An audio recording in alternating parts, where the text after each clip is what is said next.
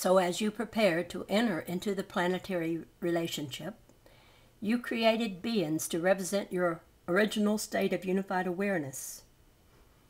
These are the angels. Their value, as well as their limitation, springs from the fact that they have no comprehension of the process you are undertaking. Their instructions were to pretty much stay out of things until near the very end of the process. Then, upon receipt of a prearranged signal, they were to commune with the human beings on Earth at that time and assist them in awakening to their original state of unified consciousness. We received that signal nearly 2,000 years ago. It has taken almost 2 millennia to prepare you for the message we bring. You had to be educated before communion of this nature was possible. However, the time is at hand. Our instructions are to awaken you to a remembrance of purpose, a remembrance of self. It is time to begin the final cycle of conscious creation, during which the earth creatures themselves participate in the unfoldment of their design.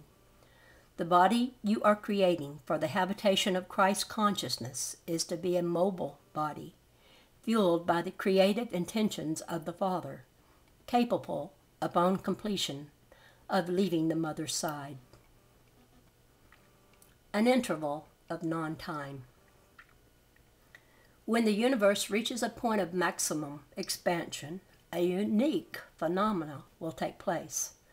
There will be a moment when all laws necessary for the creative maintenance of physical matter and all materializing processes become suspended. Due to the relative velocities of the various star systems, this event will not be experienced simultaneously in all parts of the universe, but will travel as a wave across the sea of creation.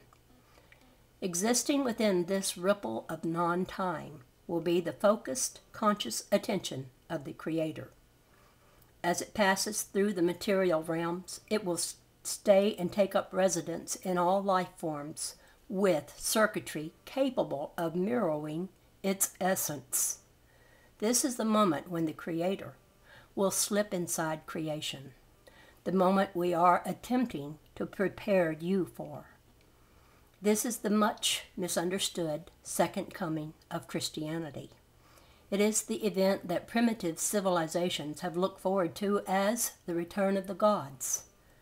The Mayans went so far as to pinpoint its actual occurrence in what you would call the year 2011 AD. Yet while many of your traditions hint at what is about to transpire, none of them have adequately conveyed the magnitude of impact such an event will have. Indeed, no single conceptual structure is capable of conveying the enormity of what is soon to take place. Those familiar with the scriptures of your various people should be in position to understand what is occurring, for these are the times spoken of.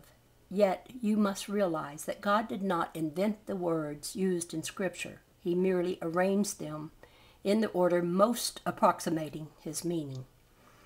What is actually happening requires all of biological life to convey its meaning. Words can symbolize this, but hardly portray it fully enough to stand alone. If you would know the deepest truths of Scripture, look not to words alone, but to the great momentum of spirit within your own soul. This is where the living history is being made, in a way that would be impossible for your irrational intellect to comprehend. This forthcoming event is human history. The sum total of all that has happened on this planet is but the shadow cast before. In a very real sense, you have not yet been born. You are still in an embryonic state. You have yet to receive the touch of God's definition. Through the long years of human history, your species has been forming the cells that are to comprise the directive aspect of the physical body of the Creator within creation. Gestation upon this planet has but set the stage for the emergence of the planetary being now taking form. This planetary being is who you are. Has it occurred to you that the mathematical probability of your being here is infinitesimal? Were you not here living proof of the impossible, an excellent case could be made for your non-existence. Within the framework of law that was of necessity instituted to create and govern these material realms, the existence of biological life would not have been possible, except were it to enter through that one moment when that law was suspended. Such is the origin of biology, the fusion of spirit and matter. The impact of this single creative moment is so vast, so far-reaching, that the shock waves sent out before it have given rise to all of the biological life that now exists upon your planet. You are living in the shadow of an event not yet taken place. Yet it is you, yourself, under all your layers of false identity, that cause this event as you approach even nearer to the earth. From within the context of history, it appears that there has been on this planet a progression of increasingly complex life forms, evolving toward even higher levels of consciousness. It appears that there has been an evolutionary process, but this is not the case. What is actually occurring is that the matter of Earth is falling under the influence of your vibrational body. This influence naturally increases as you draw nearer. Only when the center of your spirit touches the center of the earth will life on this planet be fully manifest in form. This should not be so difficult to understand. What you have considered to be history, or in other terms, the evolution of the species, is only what you have been able to observe through the distorted medium of a fragmented and quite subjective intelligence, trapped within the past-future orientation of linear time. From such a perspective, the act of creation could appear as a progressive, sequential process. To the extent that you are able to identify with the spirit that gives you consciousness, however, it becomes a much simpler matter. You have yet to arrive. You are still on your way. Sitting here reading these words is only a sleepy reflection of your unconscious totality as it prepares to become fully revealed on the day of awakening. Your real life will begin when the Creator gives you His definition in form. Within the womb of history, your species has been primarily defined by the Earth Mother, who is helping to prepare the clay. She is only interested in getting the form arranged according to specification. Her only knowledge of spirit is that it brings forth her potential. When the Father's center merges with the center of the earth, the collectivity of human consciousness will awaken to a unified field identity. You will be born. After that, the influence of matter will not affect your consciousness as dominantly as it did during the historical gestation period. The earth will continue to suckle the species, so to speak, for another millennium before you are capable of going off on your own. But even during that period, the Father's influence will be much greater than it is today. The Creator has established laws to govern the bonding of energy. Through these laws of materialization, the physical universe is created and maintained. In the material realms, these laws are right and proper, but when they come into relationship with biological life, they begin to behave strangely. From a perspective of consciousness, they translate into limitation, contraction, and ultimately death. In psychological terms, the laws of materialization have given rise to the ego, a fictitious identity with a sense of fear, vulnerability, and a need to protect and defend itself. Spiritual consciousness should not properly be associated with the forces that govern the bonding of energy. Their historical juxtaposition came about through the process referred to as the fall.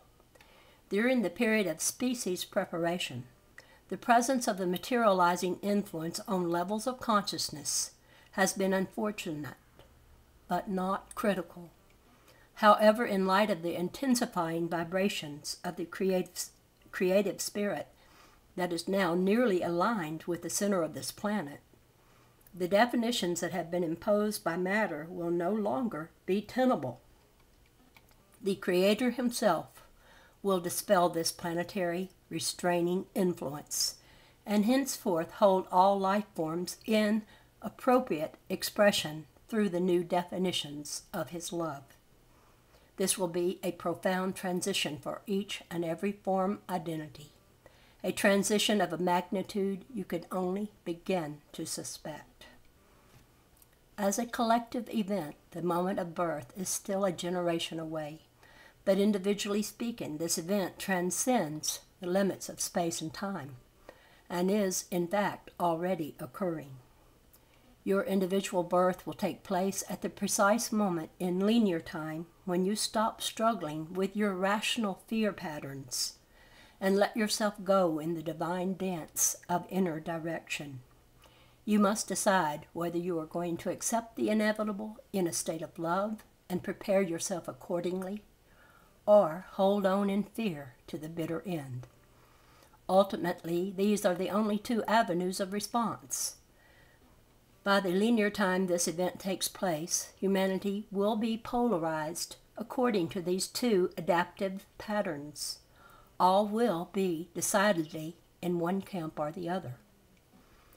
To those of the human race who have tuned themselves in to the will of God, the coming interval of non-time will literally expand into eternity. These individuals will be able to experience a lifetime or many lifetimes in that eternity, while still retaining the option to return to their physical projections as transformed representatives of the being of life on earth. These will be our co-workers during the period of planetary awakening. Others not so finely tuned to the forces that will be released at that time will feel great surges of energy lasting for an indeterminate period. Some few will experience an intense fear, and many will die. Everything in physical form at this time, every soul in every kingdom will feel something incredible, something that according to all the laws of physics ever known or ever to be discovered could never happen. But there it will be, before all senses, an impossible fact, like the babe in the manger, like the unmistakable feeling in your heart, an incredible vibration of truth and love, shimmering and scintillating, awakening every nerve, every capillary, every cell of your planetary body. Whether the individual form identity reading these words right now will be a surviving participant in that event depends upon what you identify with and how gracefully you are able to align yourself with God's creative definition. If you can identify with the flow of life through your essential planetary being and release all subjective definitions of who you think you are, you will play your part most joyously in the birthday celebration. God's definition of you in form is much greater than any you could possibly imagine for yourself. During this present period of individual awakening, the first of the three creative periods, you are being given the opportunity to embrace this true definition as the cornerstone of your existence.